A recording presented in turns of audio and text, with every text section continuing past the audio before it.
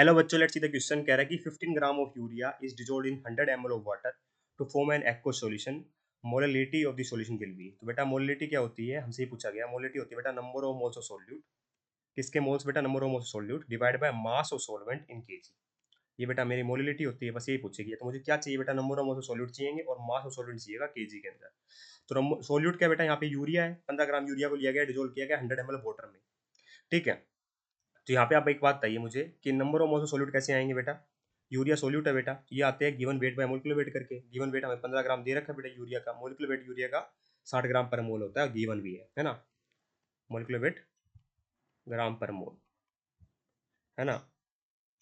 तो अब बात करते हैं, गिवन वेट कितना है बेटा? 15 ग्राम। ठीक है, मोलिकुलर वेट कितना है बेटा मेरा? 60 ग्राम पर मोल होता है।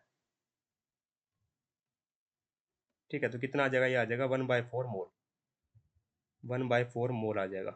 ठीक है, नंबर ऑफ मोल सॉल्यूट आ गया बेटा। ठीक है, मास ऑफ सॉल्वेंट चाहिए बेटा। मेरे सॉल्वेंट क्या है? वाटर है ना। 100 ml वाटर के अंदर डिजोल्व किया गया है। ठीक है, ताकि एक एक्व सॉल्यूशन बन जाए। तो ठीक है, सॉल्वेंट का मुझे क्या चाहिए बेटा? मास चाहिए। तो मुझे पता है कि डेंसिटी क्या होती है बेटा? मास बाय वॉल्यूम होती है। जब मास ग्राम में, वॉल्यूम एमएल में, तो डेंसिटी क्या तुम्हें आती है? ग्राम पर एमएल में आती है। क्यों बोला इसमें? तो डेंसिटी वाटर हमें गिवन है 1 ग्राम पर एमएल। तो डेंसिटी बेटा 1 ग्राम पर एमएल गिवन है। ठीक है, तो मास यहाँ से निकाल लेंगे। क्यों? क्योंकि वॉल्यूम हमें गिवन है 100 ml। ठीक है, 100 ml वॉल्यूम हमें गिवन है। ठीक है, ये एमएल से एमएल कैंसिल हो गया, तो मास कितना आ गया बेटा? 100 चला जाएगा, तो ये आ गया 100 ग्राम। 100 ग्राम आया, केजी में चाहिए तो बेटा 1 ग्राम में होते हैं 10⁻³ केजी। ठीक है, तो 100 ग्राम में कितना आ जाएगा? 100 ग्राम में आ जाएगा 100 into 10⁻³ that is equal to 0.1 K ji. 0.1 K ji, 100/1000 0.1 K जी होता है बेटा, है ना। 0.1 के जी। यहाँ से हम क्या निकाल लेंगे बेटा? मोलिटी निकाल लेंगे।